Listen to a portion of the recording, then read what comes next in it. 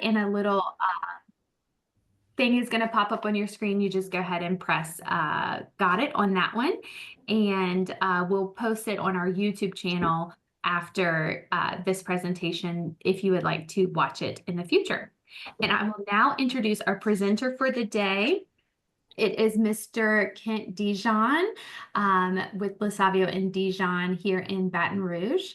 He specializes in Veterans Affairs and is an accredited attorney by the Department of Veteran Affairs and also specializes in Social Security benefits. He has been practicing law since 1986 and has over 25 years of experience in general practice of law, including wills, successions, estate planning, interdiction, Social Security, disability, adoptions, and family law. A lot of those things are things that we talk about in preparation for caring for someone with dementia, such as wills, trusts, power of attorney, all that good stuff. So I'm excited for us to learn about those things today with this topic. So I will turn it over to you, Mr. Kent. Okay, thank you, Brooke. I want to thank the Alzheimer's Services of the Capital Area for having me here today, and also I want to thank you, Brooke, for being such a great hostess and allowing us to participate here today. My name is Kent DeJean. As Brooke said, I am an attorney and law partner with LaSavio and DeJean. I'm the DeJean of LaSavio and DeJean. And I wanted to also thank everybody in our audience here for being here today. Today, we're going to be talking about securing tomorrow, the essentials of estate and life care planning. As I mentioned, I am with LaSavio and DeJean. We're an elder law firm here in Baton Rouge. We're kind of like Cane's Fried Chicken. Cane's Fried Chicken just does chicken tenders. All we do is elder law. We specialize in that area. As I mentioned, am one of the law partners in the firm. We have Mr. Pete LaSavio, who has been with the firm far longer than myself, but all of our attorneys specialize in this particular area. You might think to yourself, why do I need an elder law attorney? You might be surprised to know that there's no such thing as elder law. You may have heard the word out there, but there really isn't such an area as elder law. There are definitely areas of the law that attorneys specialize in. For example, there is bankruptcy laws. There are divorce laws. There are different criminal areas of the law, which have their own rules, their own laws, their own regulations, and procedures. Most people would be surprised to know there really isn't such a thing as elder law. Elder law is not an area of the law. Rather, it is taking various areas of the law, grafting them together for the needs of a particular demographic group. In this particular case, for people over the age of 55. And you might think, well, why are people older than 55 have different needs? Well, as I will tell people, when you are younger, just remember what life was like when you were in your 20s. When you're in your 20s, did you worry about losing capacity? And the answer would be no. And why? Because you were healthy. You were bulletproof. When you get older, we have to worry about losing capacity. That is part of the aging process and happens in many times. So also, what were you worried about your estate passing on to other people? And the answer obviously was no, because number one, you were never going to die. And number two, you didn't have an estate to give anyway. So that wasn't higher in your totem pole. But as you get older, you do acquire a nest egg, and you are concerned about taking care of your family, your spouse, your loved ones, significant others. So this becomes very, very important to you and part of the aging process that we have to address. We also have to worry about, when you get older, about preserving that nest egg. When you're younger, in your 20s, you don't have a nest egg to really protect. But when you get older, that nest egg is designed to protect you for retirement. You don't want to go back to work again. So protecting that is very, very important. And so, it's very important that we protect you from what I call the big bad wolves, creditors, scam artists, avoiding probate, and protecting you from the government to qualify for government benefits. So basically, our firm is here to assist people not only in proactive planning, but we also need to um, uh,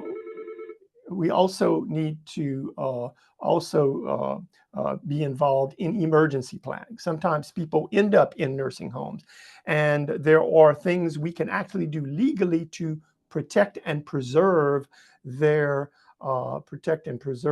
estate from it being consumed by the government. Anyway, going forward, we're going to talk a little bit about some proactive planning. And if we have a little bit of time, we might talk a little bit about trust. So we're talking today about life care planning, planning ahead for you and your family. And I know that sometimes oftentimes people, when they do planning, they think, well, this is about me. This is about me being in control. And certainly we're always worried about our clients being in control and planning ahead. What I don't think people realize is how important this is to your family.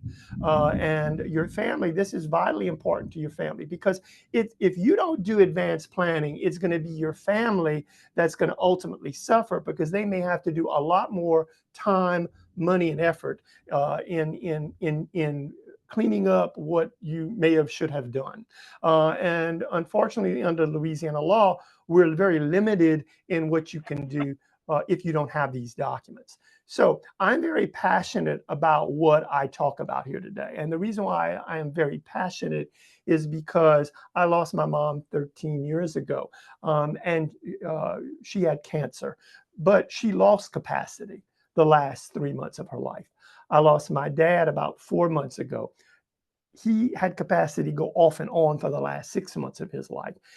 And I also tragically lost my sister 2 months ago. And the last 6 months of her life, she had lost capacity. So I am very, very passionate about having experienced it, not only watched it as an attorney, but also as a family member taking care of someone else, and why this is very, very important to everyone. Basically, what I want to ask you about is, most people would be surprised to know why people come to our office. You might think, well, maybe they come because of advertisements, because they come to us because of marketing or other things. You might be surprised to know that the number one reason why people come to our office is this big airplane. Most people are surprised to know, most people, when they get on these big planes, they get worried about doing their planning. And because somehow being, however many thousand feet up in the air suddenly scares you into the fact that you might be losing capacity, or you might lose your life. And so now all of a sudden it becomes a very high priority. So people come to our office the last minute trying to plan. You might be surprised to know that your probability of dying on a commercial airline is 1 in 7 million. Okay? It's the same probability that you have of winning the lottery. Okay?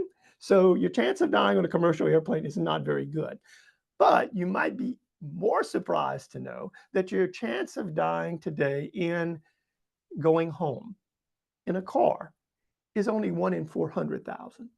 That's right. You have a 14 times more likely chance of being injured or dying getting in your car today.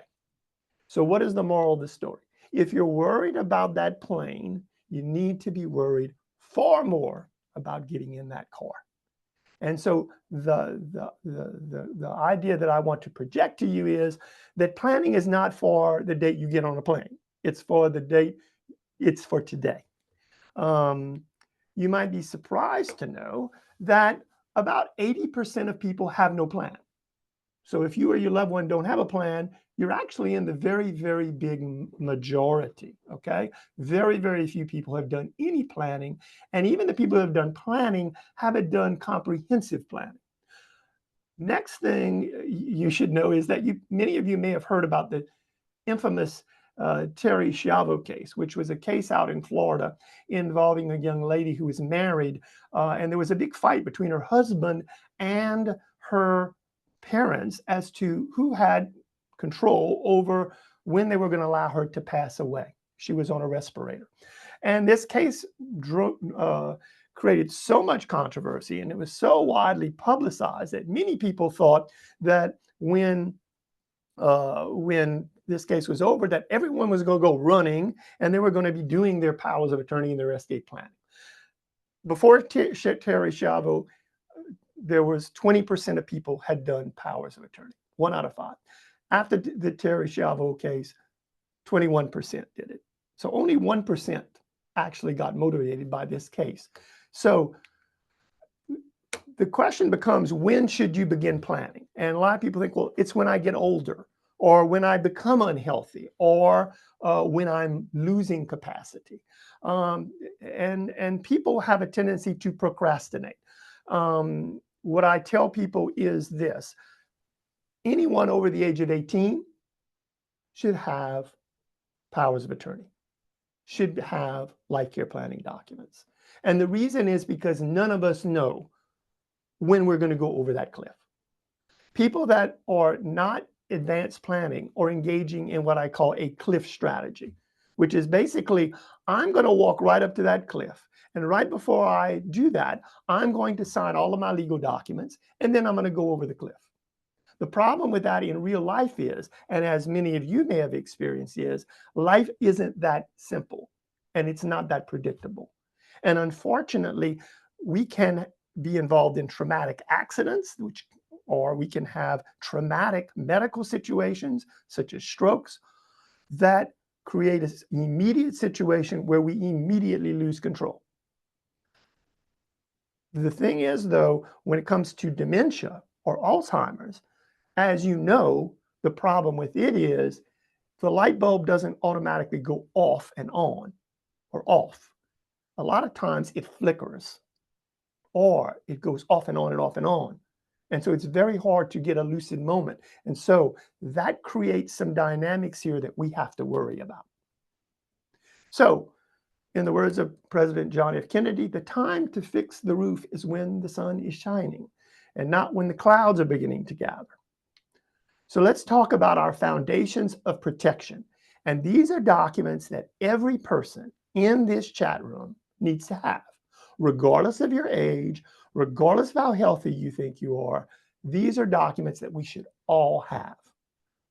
We're going to go over them very briefly. I'm going to talk about powers of attorney, financial power of attorney, and healthcare power of attorney. Now, what are these documents? These are written documents whereby I, as the agent, grant someone authority to act on my behalf with regard to my financial well-being if I were to lose capacity. If I don't have this document, the law, as you're going to see, is going to give my family only one bad option, and that's called interdiction. Other states and other places refer to it as guardianship. By having a financial power of attorney, you get to pick who you want. So I get to pick who I want, and I don't leave it up to the courts to decide who should be that person. By having this allows my family to be able to do my financial planning, even though I may have lost capacity. And it's durable. That means under the law, I signed it while I had capacity. Even though I lost capacity, it does not turn the document off. That's what makes it durable. We have another power of attorney, healthcare power of attorney.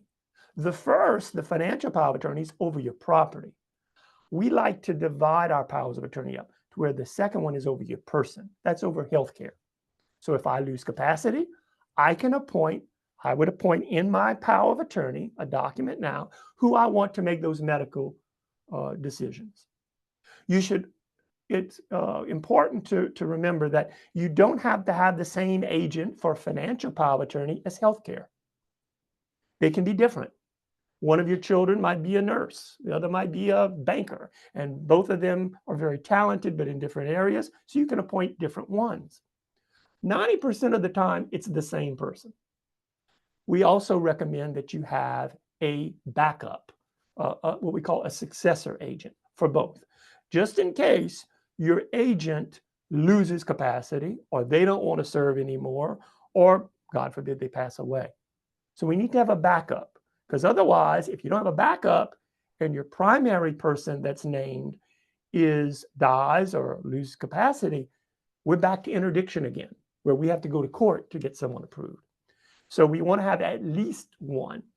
We can also have multiple agents. If your children or loved ones get along well, I'm fine with appointing multiple agents. If they do not get along, we definitely do not recommend this, because otherwise, if there's a big enough dispute, it can go back to interdiction again. The next document we're going to talk about is going to be living will. A living will is the most misnamed legal document in the legal universe. It has nothing to do with living. It has to do with dying, and it is not a will. A will is a document we're going to talk about where you're going to be able to transfer assets once you pass away. We also are going to talk about advanced medical directives. This is in the instruction manual from me to my family as to what kind of medical treatment I want in particular medical situations. We have another document called an affidavit of burial. Once you pass away, powers of attorney go away. You can't use them anymore. I know a lot of people try to use them here in South Louisiana. You cannot do that. Once you pass away, to have funeral arrangements done, if you want to name a particular person, then you must have an affidavit of burial. And of course, there's also an affidavit of cremation. For those of you who wish to be cremated, such as myself, if you want to enforce it and want to make sure there is no fighting in the funeral home, we want to make sure there is an affidavit of cremation. And lastly, we're going to talk about a will. The will is the document. What happens to my property when I pass away? Okay. And of course, once you pass away, all of the powers of attorney, the living will, advanced medical directive, they become void. The only thing we're dealing with now is affidavit of burial, affidavit of cremation, and the will. So let's go ahead and talk first about go a little bit more about the powers of attorney. If you become incapacitated, what you need to know is there's only two options. Power of attorney, which is voluntary. That's where you sign a document before you lose capacity. Or your only other option is going to be interdiction. As we mentioned, that's guardianship. That's where you did not sign a power of attorney. And that's where it costs you a lot more time. What you need to know is if there is no powers of attorney, the Louisiana law provides that emergency medical decisions, keyword, only emergency medical decisions. We're not talking about non-emergency medical, and we're not talking about financial. In an emergency medical situation, the first person that can make the decision is any adult.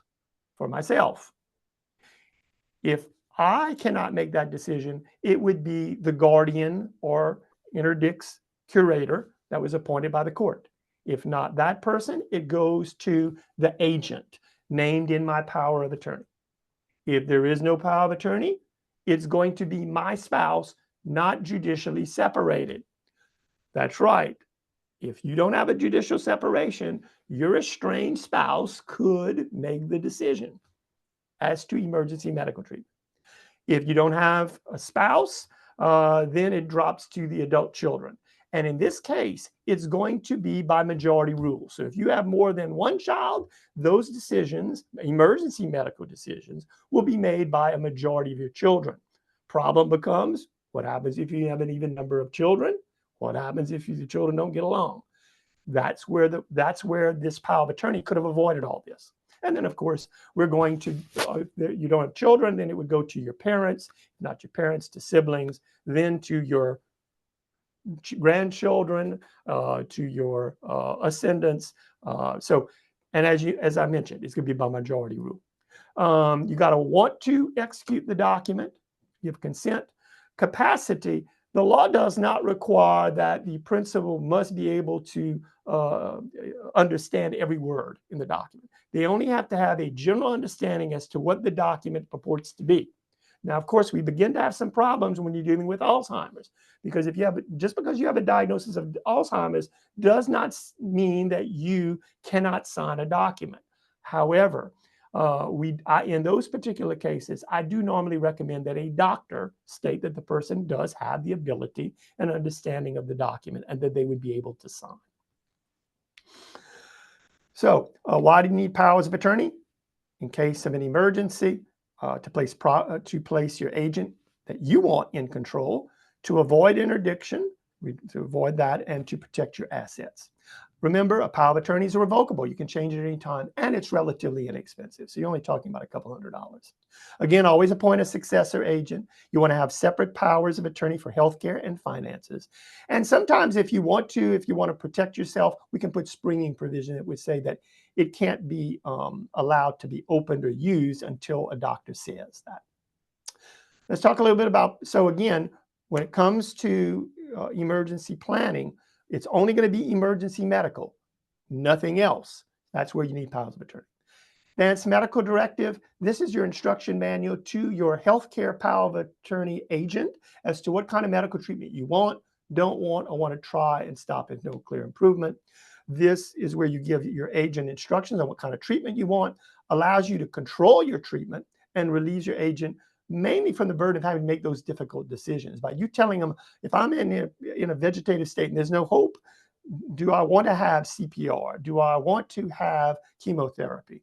You can designate what you want, and this takes the stress off your family. You'll see an example of an advanced medical directive. This is situation E involving the coronavirus. And you can see if you have coronavirus, do you want CPR? Do you want mechanical breathing? You can say you want it, don't want it, or try stop if no clear improvement. Let's talk a little about living will. A living will, as I mentioned, most misnamed legal document, legal universe. All of these elements have to be present to have a living will. The advanced medical directives that we talked about is all of the shades of gray from where a person is when they have full capacity, all the way until this point. And this point is where there is a living will. This is the most classic case of what we call do not resuscitate, DNR. A living will, but for the living will to kick in, all of these elements have to be present. Number one, you have to have an incurable injury, disease, or illness. In other words, it's got to be terminal. Number two, it's got to be incurable. You can't cure it. If you can cure it, this does not apply. Two doctors, one of whom is your treating doctor, has to say all of these things are true. And this states that the determination that death will occur whether or not the life-sustaining procedures are utilized. And the application of the life-sustaining procedures only artificially prolong the life. If all of these elements are proven, all of these elements are there, then the living will basically says, pull the plug. I do not want to be resuscitated. Allow me to die. Okay. And that is the limited situation where you're allowed to do this. And that's it. Okay. So we have living will. Again, there is some Schiavo language in here from the old Schiavo case that talks about if you're in that condition, do you want invasive feeding tube down your throat or in your stomach? You can indicate whether you want that if you're pulling the plug. So if you do not have a living will, who makes the decision? Well, it first starts off by the person designated by the patient, myself, if I'm the person dying. If that person is not there, then it goes to the guardian. So in other words, it's power of attorney first. If no power of attorney, it goes to the guardian appointed by the court in the interdiction proceeding. If there is none of that, then we drop to the spouse not judicially separated. Again, if you don't have a spouse, it goes to the adult children. The parents, then it drops to the patient sibling. Then it drops to ascendants and descendants of the patient. Now, if you have more than one person in this category, unlike the other one, when it comes to deciding death, if anybody in the group says no, they do not want to remove the artificial treatment, then the respirator is left on. So it's not a democracy when it comes to deciding death. Any one person, you can have 10 children.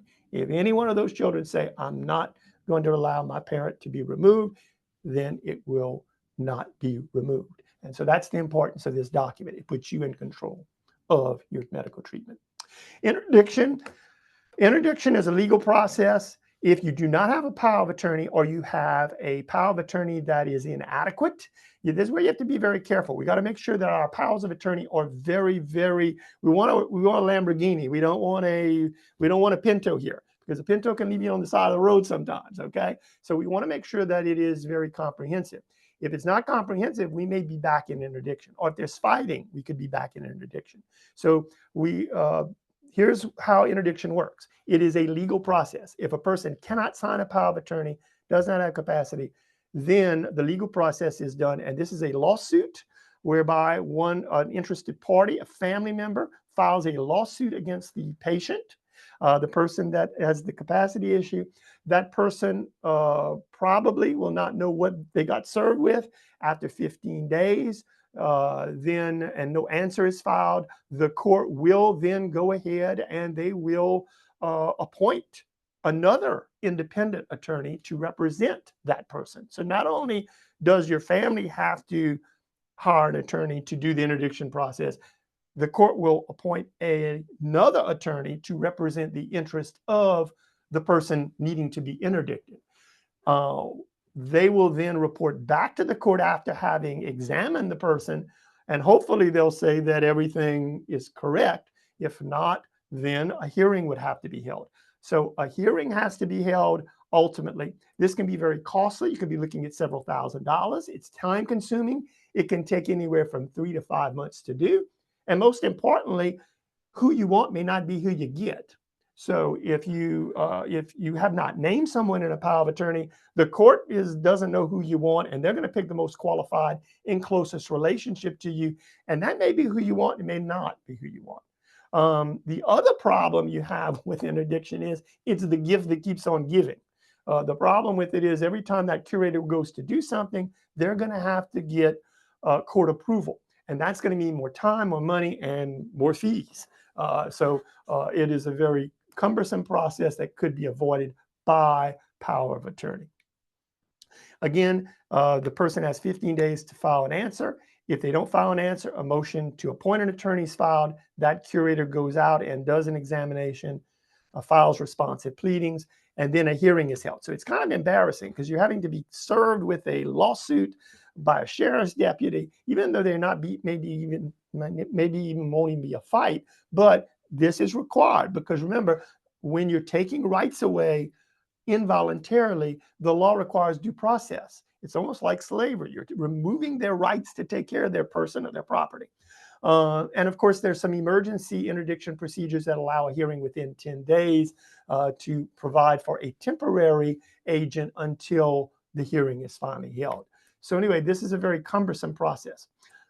Talked a little bit about affidavit of burial. This is very important. Stops the fights in the funeral home. This allows you to to select a person that you trust in making those burial arrangements, and it allows you to maintain indirect control by appointing the right person. I know some people out there say, "Well, I've already planned my funeral." That may be true, and I do definitely encourage that. The problem is something's always going to come up that you can't plan for. A singer may not be able to sing, or there may be something that pops up. So we definitely recommend an affidavit of burial, even though you may have pre-planned your funeral.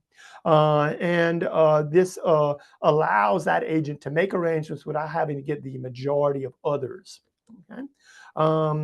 As far as affidavit of cremation goes, everyone has different religious individual preferences. By having an affidavit of cremation, it stops conflict and allows you to maintain control, especially those people that very much want a cremation. Okay. So let's move on quickly to a last will and testament. So let's go ahead and let's talk what will happen if you have no will.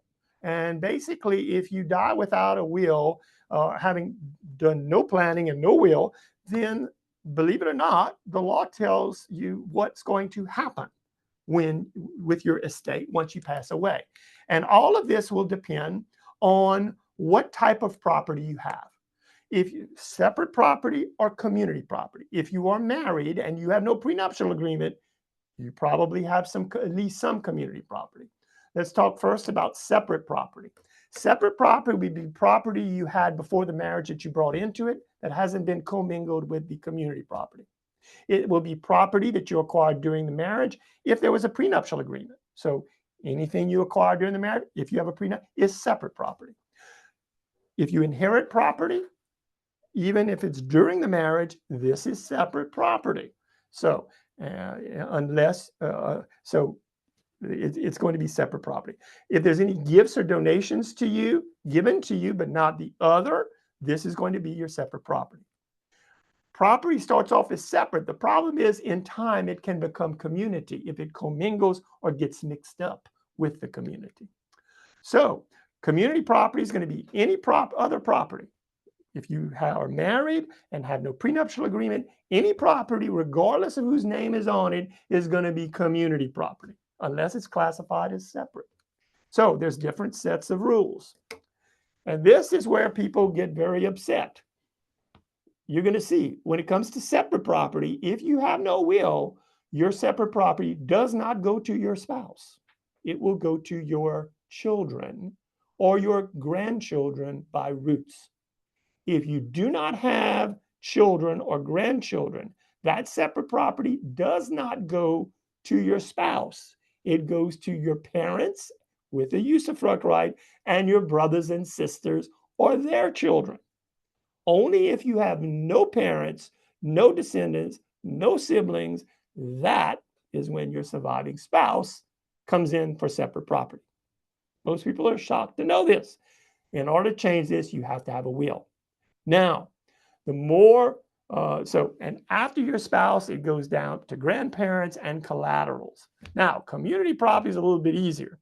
If you got community property, whatever property you die possessed of, your half goes to your children or your grandchildren by roots.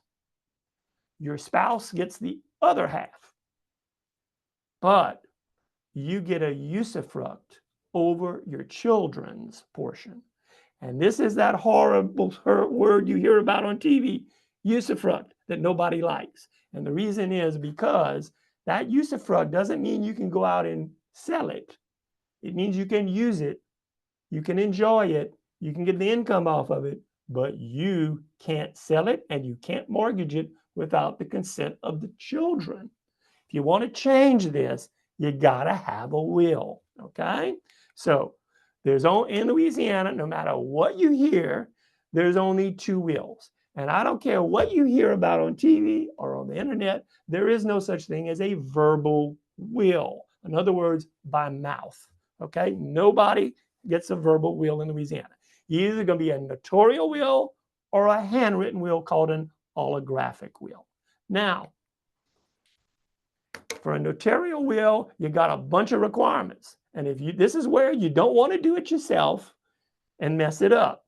And I have seen a lot of stuff on the internet that purported to be legal, and the 5 I saw were not legal. Number 1, it has to be in writing. Number 2, it's got to be dated. Number 3, it's got to be signed by the testator on every page. It's got to be executed on the end of the will, and it's got to be executed in the presence of a notary and 2 witnesses. And the notary and 2 witnesses must also sign an attestation clause. If you don't have all of these requirements, you don't have a valid will in Louisiana, and we're back to intestate succession. If an holographic will is a little bit easier. It must be entirely in the handwriting, dated and signed by the testator. In other words, it can't be typed and it can't be written by somebody else, okay? And it must be signed at the end of the holographic will. Now, here's why I don't like holographic wills, okay? I've been involved in 5 contested cases involving wills, and they all had something in common. They all involved handwritten wills. And the reason was because the person that wrote them did not uh, do a good job of explaining what they wanted done and created some monstrosities that we never deal with under Louisiana law. So it can be contested. Remember, someone that doesn't like that holographic will can come in and say, that's not my mother's handwriting, and then you end up in a handwriting experts battle in court. Okay, the language can be open to interpretation. People will say things. They will say, I'm giving my cash. In South Louisiana, that means your residuary, your movable assets. But the problem is cash can literally mean what's in your wallet. So it can be left up to interpretation. So we have to be very, very careful when you write it yourself. This is not what I think is the great idea. Forced heirs, something you need to know about. You cannot write a child that's under the age of 23 out of your will. If you have one forced heir, they must get at least 1/4 of your estate. It can be subject to a usufruct or put in trust. Or if you have children over the age of 23, if they're over the age of 23 and they're incapable of taking care of their person or their property, they can be a forced heir. If you have one forced heir, one person that qualifies as a forced heir, they get 1/4 of your estate. If you have more than one, they share a half. Again, that forced heirship, though, can be encumbered with the usufruct with your spouse. And you can even set up a super usufruct that allows them to be able to buy and sell it without the consent of the children. So we have that. So, but we do have to be worried about forced heirs. We also need to be very concerned about disabled children. Disabled children that are specifically on Medicaid or SSI, we have to be very concerned about them acquiring a large portion of the estate. The reason for that is because they're allowed to have only certain items and have to have less than $2,000. If they come into a large amount of money, they can become disqualified, losing their eligibility. And even though they may requalify later, the problem we're having today in Social Security, it's taking sometimes up to 2 years to get put on Social Security now when it comes to disabilities. So even though they're definitely disabled, the procedure may be that they may be out of Medicaid benefits for a long period of time. So we got to be very, very careful with children that are on government benefits. Again, if you have one forced heir, it's 1/4. 2 or more, they share a half. So let's go ahead and let's talk about a couple of more things that are important that you do need to be aware of. Under Louisiana law, we have to be very, very careful. Under Louisiana law, Medicare is a great program. The problem with Medicare, though, is that it only pays for hospital doctors' prescription drugs. It does not pay for long-term care. You're on your own. Medicare will pay for rehabilitation in a rehab hospital. It will pay for your hospitalization. It will also pay for limited rehabilitation, which is going to be up to 90 days if you have a supplement. After that, you're on your own. And so the problem that you have is that many people are spending down because they're having to pay the $8,700 a month for long-term care. What you need to know is that there is a 5-year clock. So in other words, if you can't just donate all your property away to qualify for Medicaid. If you do, Medicaid is going to count those assets as if you still own them. There are exceptions to the 5-year clock. If someone you know is in a nursing home and spending down, under the Medicaid eligibility manual and under the Federal Pension Protection Act, there are exceptions. And what you need to know is that if you have a married couple and one is in the nursing home and one is not, and the one that's healthy stays healthy for 5 years, you could actually save the whole estate from spin down But you've got to do, and this is where you may want to get in touch with our law firm. There's very few attorneys know about this exemption, but it is valid and it's legal. In fact, we report it on Medicaid applications. If you're down to one person and they're single and they're in a nursing home, we cannot save 100%. We can only save about half, but we'd have to use a special Medicaid compliant annuity to take it off the table. So there is a way to do it. If you know of anyone that's spending down, then there's that.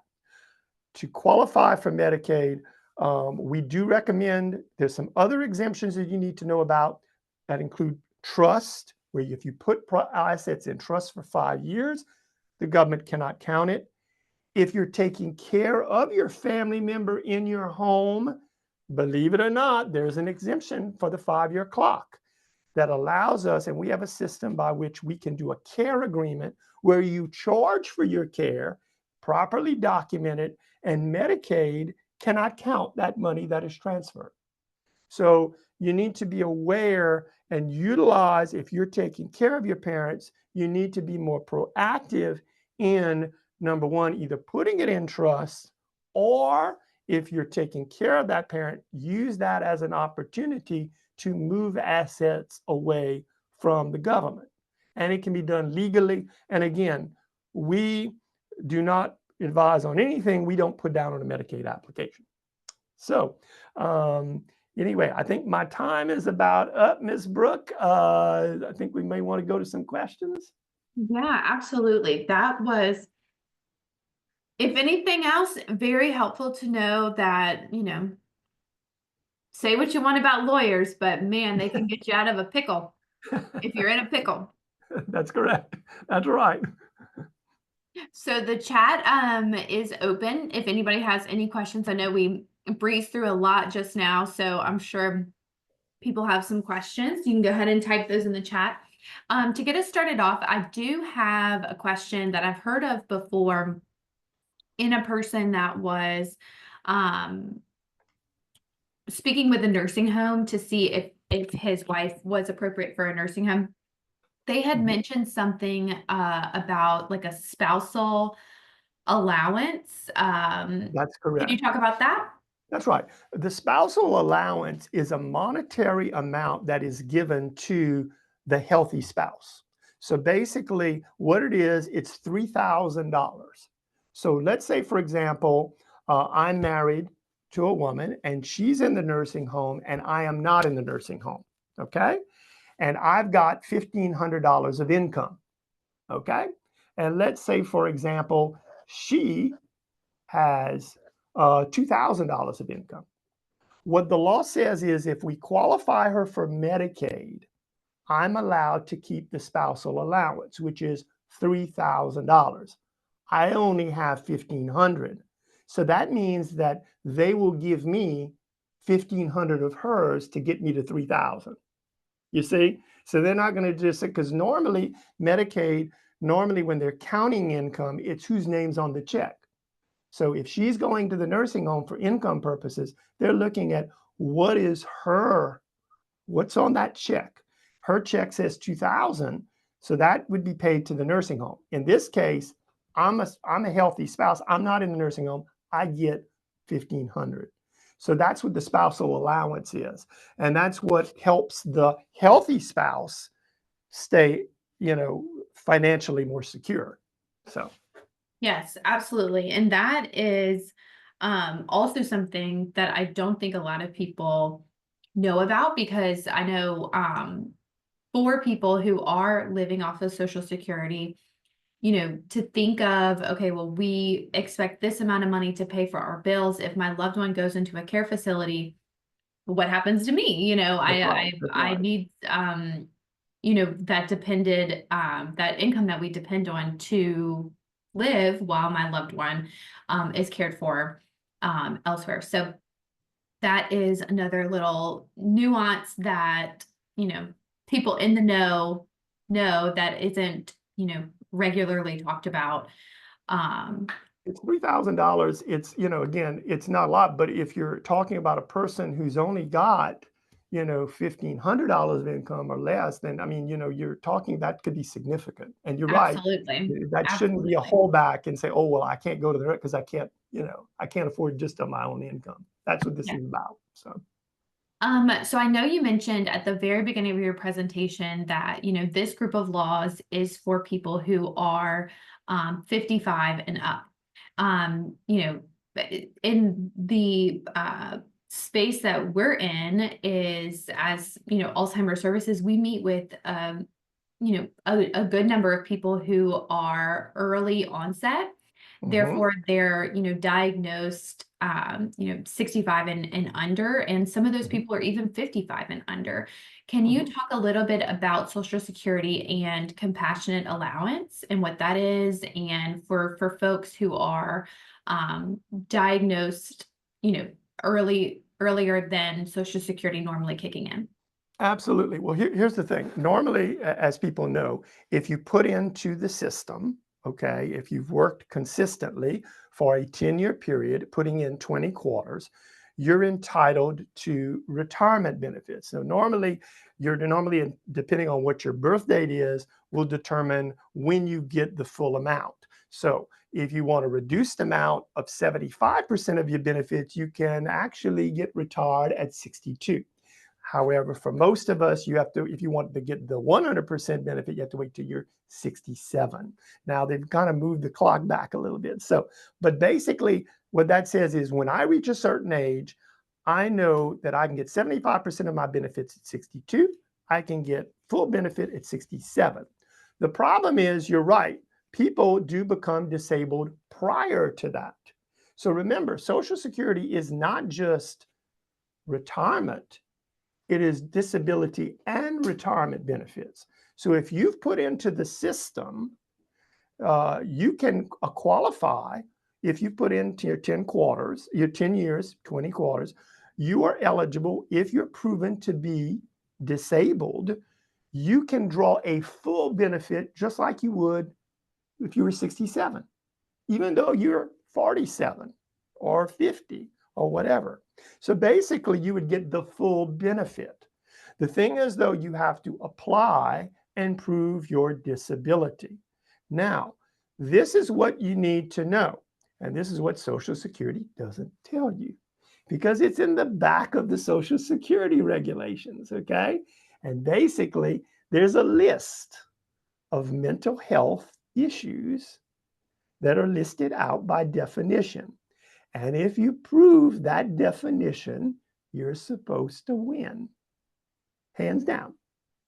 Okay? So what you do is you take your definitions involving mental health and you get the doctor to say they've matched A, B, C, D, and then you have proven your case. So now, if you cannot do that, you would drop down into a more general definition of disability. And in that case, they would look at your age, your work experience, what's your medical condition, combine them to figure out, is there any other type of job you can do? Even though I was trained as an attorney, I did 30 years of practicing law. If I became disabled, okay, before my 62nd birthday, I would have to show I can't do anything, including being a good greeter at Walmart. Even though I'm going to take a pay cut, I can't do anything else, not just my last job. That's what you see in workers' comp. So basically, what people need to know is that, yes, you can apply for retirement benefits early if you prove your disability, but you need to make sure that you match that definition. And in this particular case, you're going to see about 15 definitions on mental health. And if you match any one of those 15, you're supposed to win and get full benefit. Now, you would not be able to get, and if you're disabled for the 12-month period, you qualify for Medicare at that point. You don't have to wait till you're 65. So, Yeah. So there's a lot of nuance that in situations like this where we're dealing, especially if it's an unexpected early diagnosis, there's a lot of benefit to speaking to a person who knows, the fine print. So that we're not missing out on benefits, especially veterans, especially people who, you know, if there is a situation where you possibly could receive a benefit, it's always worth asking and digging into it a little bit deeper. Absolutely. It's important to remember for those veterans out there, there is an important benefit that only 50% of veterans use. It is called aid and attendance. Mhm. And the reason is because most people just don't know it exists. But to Mhm. qualify for it, you have to have 90 days of active duty, 1 day during a wartime. It does not mean you have to be shooting the gun in the war. It just means you have to be somewhere in the world active duty. Okay. And so basically, it's got to be 90 days, 1 day during wartime. You have to be honorably discharged. And you also have to also meet certain income requirements. So in other words, if let's say you and your spouse have $6,000 worth of income and you're needing in-home care, assisted living, or nursing home care, and your expenses equal, your medical expenses, which would include nursing home, all that, because they deduct that. If it's zero or in the negative, you get the full benefit of $2,300 a month tax-free. And it can be for your disability or the disability of your spouse. So if y'all are married and your spouse needs in-home care, assisted living, she gets 23 or he gets $2,300. If you die and your spouse becomes disabled, they can get $1,300 a month tax-free. Now, there's one more requirement. They have to be below the asset requirement. They don't count the house. They don't count furniture. They don't count clothing. Everything else has got to be below the 157,000. But if you're over, it's okay. We can take it off the table by doing what's called a trust. We can put it in trust for 3 years and then can become eligible in 3 years. So there's some things we can do to get those assets off the table to get you below the threshold amount. So again, that's something that people need to know about. And remember, so VA benefits, if you, let's say you're drawing a retirement from VA, they don't offset each other. So you can actually collect both, okay? Where it gets complicated is when it comes to Medicaid, you cannot draw Medicaid and VA aid and attendance at the same time, but you can draw aid and attendance with any other VA benefit. So they can be combined. So for those veterans out there, you need to be aware of that. Okay. Absolutely. Absolutely. That's a question that we always ask whenever someone is looking for some extra pennies. Definitely. Absolutely. Okay, one last question, unless anybody else has a question for the chat. I know you've mentioned a lot of different types of paper documents today. Where would you recommend someone store those documents? Should it be electronic? Should it be in a safety deposit box? Should it be in a shoebox at the bottom of your closet that no one knows about? What would you recommend? My strongest recommendation to people is that they get a fireproof safe for their home. That's the best place. Now, and the reason why I say that is because you want it's an ideal place. I'm not crazy about safety deposit boxes. Okay, I know people will go use banks. I'm I'm I'm not crazy about them. I'm okay with them for financial documents, but I'm not so okay with them for healthcare documents. And the reason is because if you have it in a safety deposit box in a bank, over a weekend you get sick, you don't have your children will not get access to it because the bank will be closed, okay, for emergency medical treatment. So there's that problem. I recommend a fireproof safe in your home, but I do recommend that you tell your family and loved ones where these documents are, show them where it's at, and show them how to open the safe. Okay, very important. Have them manually open the safe. Don't tell them, show them. And they don't have to see what's in your will, but they need to know that if something happens, I have a will, this is where it's at. Normally, the attorneys will normally keep the original will. In my case, I keep the original wills. I give the original documents for everything else to my clients. And the reason for that is because if someone who doesn't like the will finds it and they have sticky fingers, they can take the will and they can conveniently cut it up and shred it. And we've seen that happen where someone who was cleaning the house who was there, we knew was there, and we knew in this case, the client had kept the original will. The will mysteriously vanished, okay, in just a 2-week period. So we knew something was up. So we keep the original will at our law office. We give a copy to the client with a stamp that says where the original's at. The fact that you have a will should not be a secret to your family. The fact that you're doing estate planning should not be a secret to your family nor your agent. Everybody needs to know. What you put in those documents, though, can be a secret.